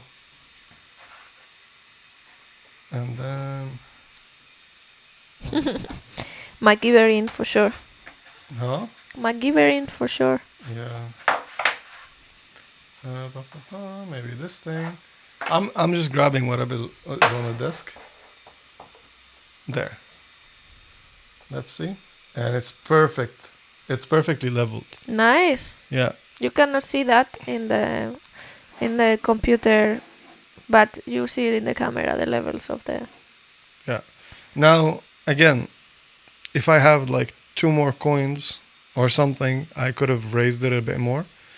But you can see, now you can scan your film and I can show you what I have here. Let me see if I can grab this camera. Oh, but the cable might be too short. So I'll try. I think it'll be fine. All right. This is what it looks like. I have the camera on this thing here and another thing in front of the lens. If I click, you can see the levels on the camera that are, it's perfectly leveled horizontally and vertically, and that's the skier over there with tape holding on to the film. So you really don't need a tripod to do this operation. How do I put this camera back on? I don't know. Wait, do you need help? I think I can figure it out. That one is a bit tricky, or it has like a... There. Did it grow? Like the tripod mount grew? Anyways, I'm so tilted right now.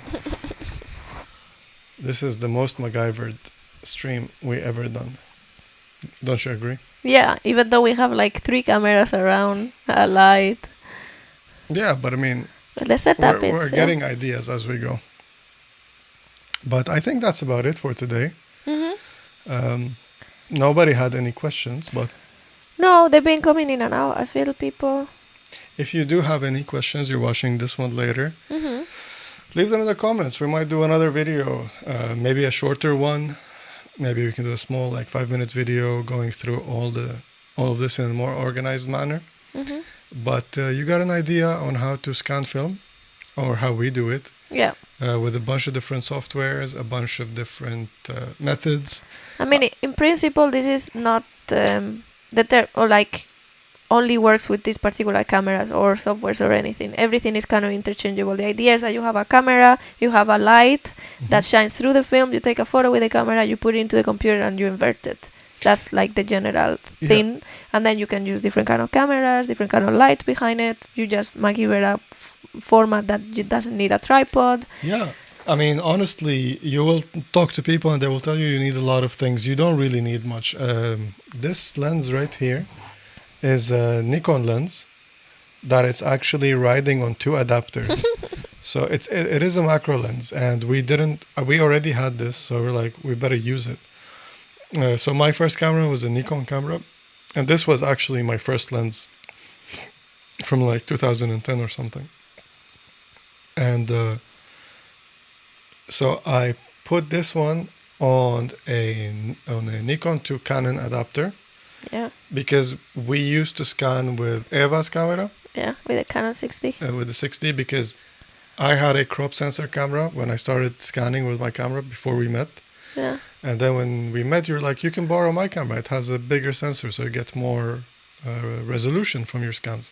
And I was like, yeah, I'm shooting 6x9. I want to have the as biggest, much as possible. you know. So we got this adapter. And this adapter is cool because it has aperture control. So you can see I can actually twist. It's a dummy, but it's very functional. Yeah. So because the Canon will not be able to talk to the Nikon lens to tell it what to do. But now we have another adapter from Canon to Olympus. And we actually got this adapter for a different reason. But then one day I was like, oh, we can now use this camera. That has the ultra super big resolution files. Yeah. You don't need full frame camera anymore to have big files. Yeah, actually, yeah, we do get automatically, as you saw in the stream, we do get a much bigger file than a full frame. I mean, how big is your file? 5,000 times something. Yeah. I can check it out. Yeah, I mean, this one again. Let's see. I wasn't setting it up perfectly as I usually would, so I did a lot of cropping. And after cropping, we have this much. I don't know if you can see it. It's 8,600 by 6,900. That's 6,000. How much? 8,600 or 8,700, if we're rounding up, times 6,900. Yeah, my full frame files are 6,000 times 4,000. Yeah. So a significantly much bigger file. You can see if we zoom in here. Let's see if I can grab this one and put it to 100%. So this is what 100% looks like on these files. You can see if I missed focus anywhere. But yeah, it's. Oh, Sherry is here. Sorry, I got excited. Yeah. too loud. Hi, Hey, Sherry. So yeah, you can see it's a gigantic file for the speed that we were going at. I mean, you guys saw when we click, whoever was watching when we were scanning, we clicked it. It takes like 5 seconds maybe to get the file directly on your PC, and you just drop it into Lightroom. So if you are thinking about buying a scanner, or a camera to scan your film, if scanning your film is your main reason why you're getting a digital camera, I really can't recommend anything more than these for the price. Yeah. We got it like 2 years ago. Yeah, approximately. For around $700 or euros. It's not cheap, but having something to scan At this at this resolution. resolution and Yeah. also do, I mean, forget about this resolution, something that is decent, Mm-hmm. and you get also to scan multiple formats. You're talking about DSLR. Yeah. Dedicated scanners, forget about it. And if you're doing this with the 35 millimeter, flatbeds are also, they work. They're Mhm. fine if you can't afford having a camera and you want to scan your photos any way possible, get a flatbed, Yeah. But you might be disappointed with the 35. We go through everything. We've gone through everything. We've Yeah. gone through flat scanners, dedicated scanners. The what is it called? The Mm, the black one. yeah. I mean, we had an Epson flat scanner. The Epson, yeah, that's a flatbed. We did with the Opti. anybody in the chat can help me. Can help us, please. The 8200 something. Yeah. Plastic. Plastic, yeah. Plastic with 8200. It's really nice. I can tell you that. It's a really nice scanner. Optic film is the front, yeah. Yeah. Plastic 8200. That one cost about $300. 400. Yeah. And it's way slower. It takes. It's really slow. It's really slow. It takes some time. I mean, it does the conversion at the same time. It does the conversion at the same time, but if you're gonna do the conversion at the same time, you're gonna lose your mind very shortly, because if it usually works with Silverfast, and if you're buying it secondhand, you have to go through the process of transferring the ownership. We went through it, and so we didn't have to pay extra for the software. The software. The guy who sold us the scanner was very nice, and he was like, "I don't need Silverfast anymore." So we can contact them and see if we can transfer the ownership along with the scanner. Yeah. He sent them an email, we sent them an email, and they gave us the key, a new product key. And now his key no longer works. Basically, that was the transaction. So it was very nice of him, but Silverfast is really good, but it's really buggy. When it works, it's amazing, but it often doesn't work. Often enough that it makes me not want to use it. Now, if you have a Plustek, I would recommend you to just scan negatives and convert them some other way. If you have the HDR suite of Silverfast, then you're in luck because it works really well. And what that does, it speeds up the scanning process because it lets you do all of the conversion afterwards. Yeah. So you just get the scans and then you scan them how you want, and then you take them into the HDR and do the conversion there.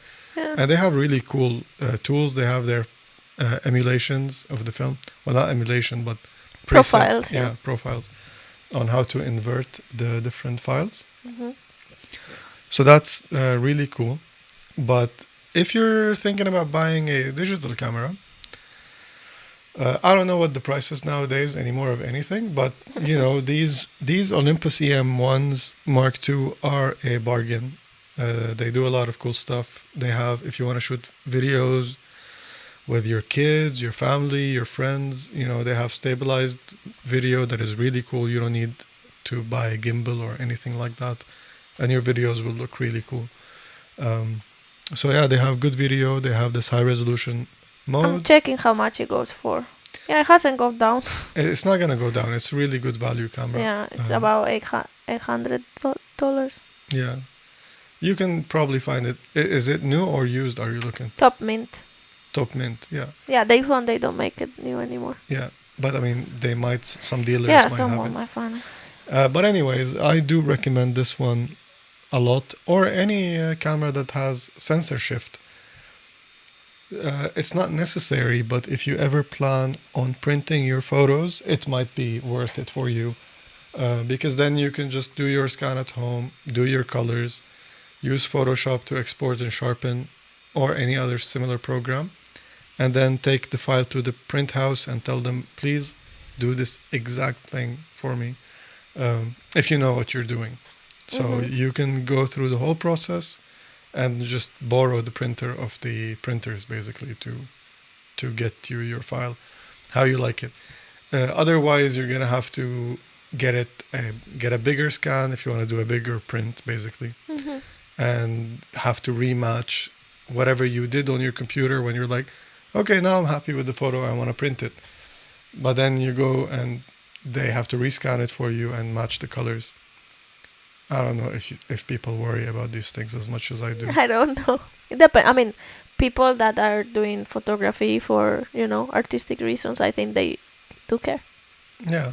So if you do care, here's what I found out.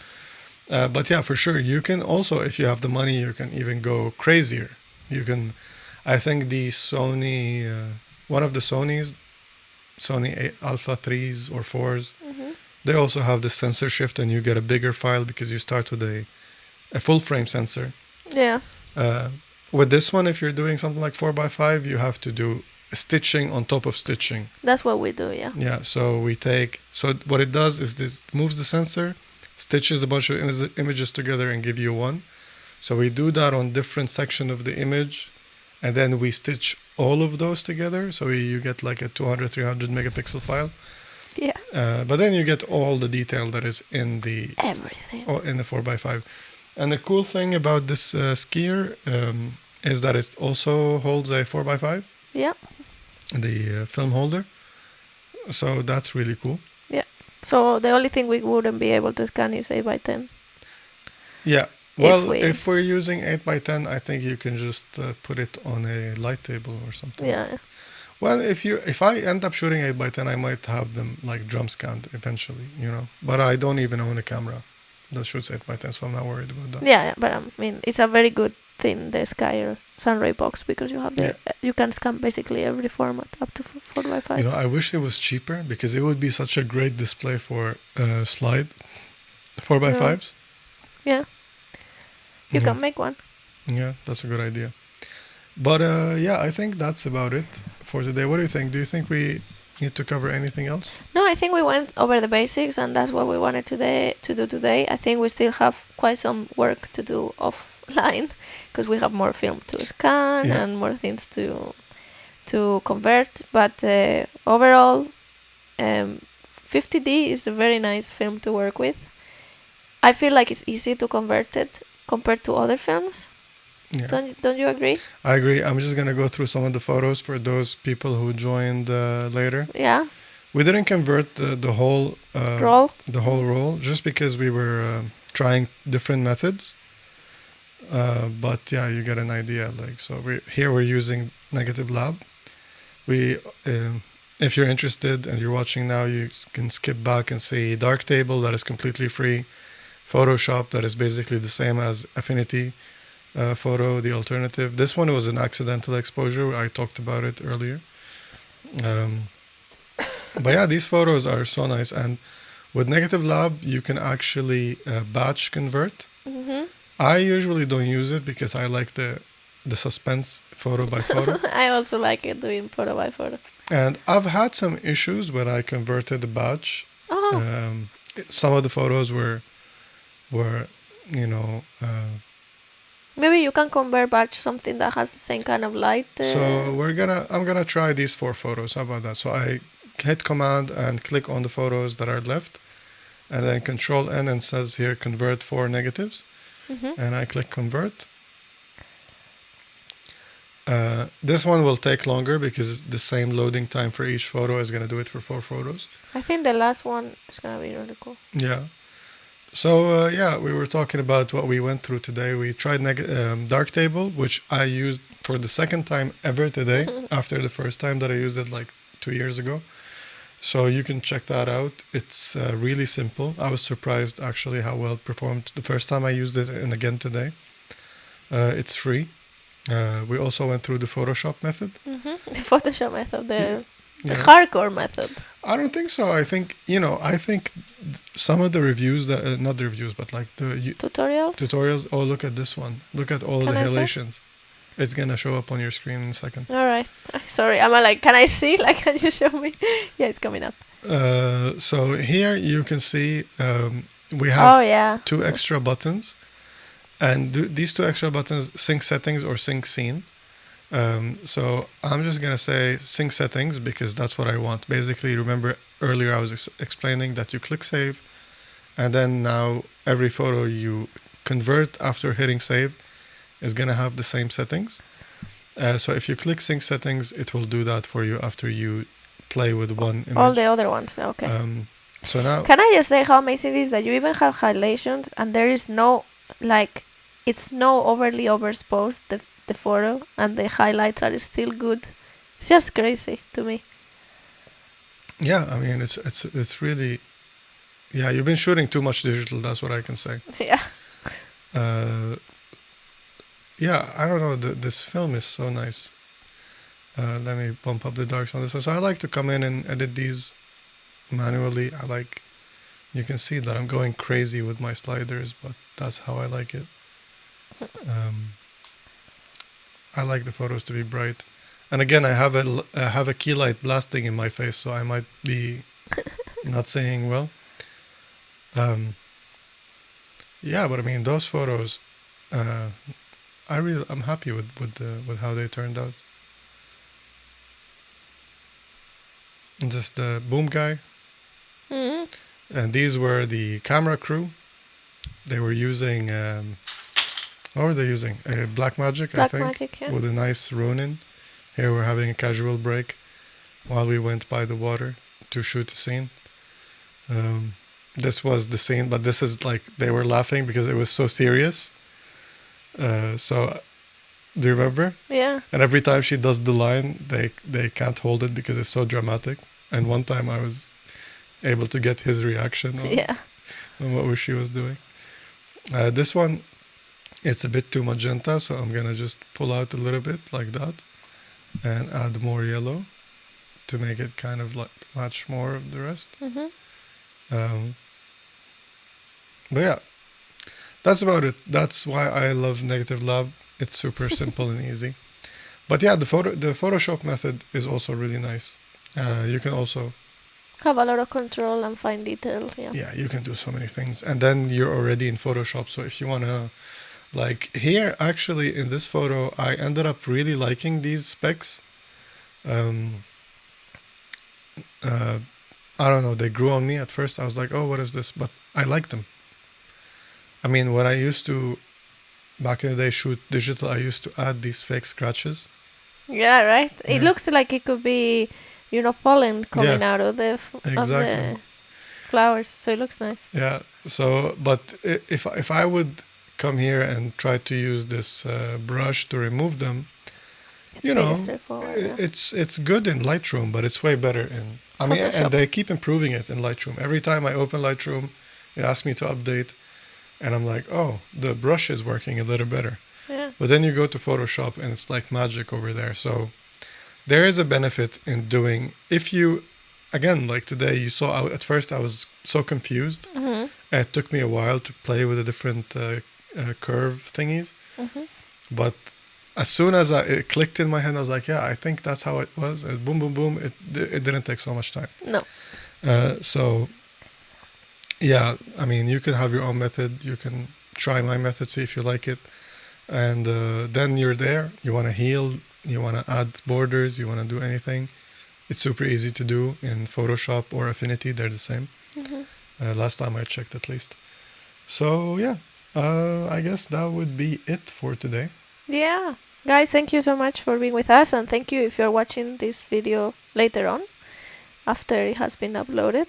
Yeah. Hope you learned something, you had fun with us, and you saw a little bit of how we work with this process, because we've been saying for a really long time that we will show how we develop and how we convert and scan and all that. Yeah, and if you're watching this later or now, please leave comments saying if you have any questions, because I do plan on making a video about this that is more concise. So I thought maybe doing a live stream first, giving you an idea of what we're doing. So if you have any specific questions on any of those things that we didn't cover today, or you want it to be more in depth, just ask in the questions. If you think I'm messing up, I'm doing anything wrong, don't tell me. Or you can tell me. I can't control you. But yeah, hope you had fun. Hope you enjoyed it. I hope you find it entertaining at least. I hope you continue having a great week. Today's Monday, so Yeah. great week ahead. Right. So that's it. Take care, everybody. Alright, guys, see you back soon. Bye. Bye.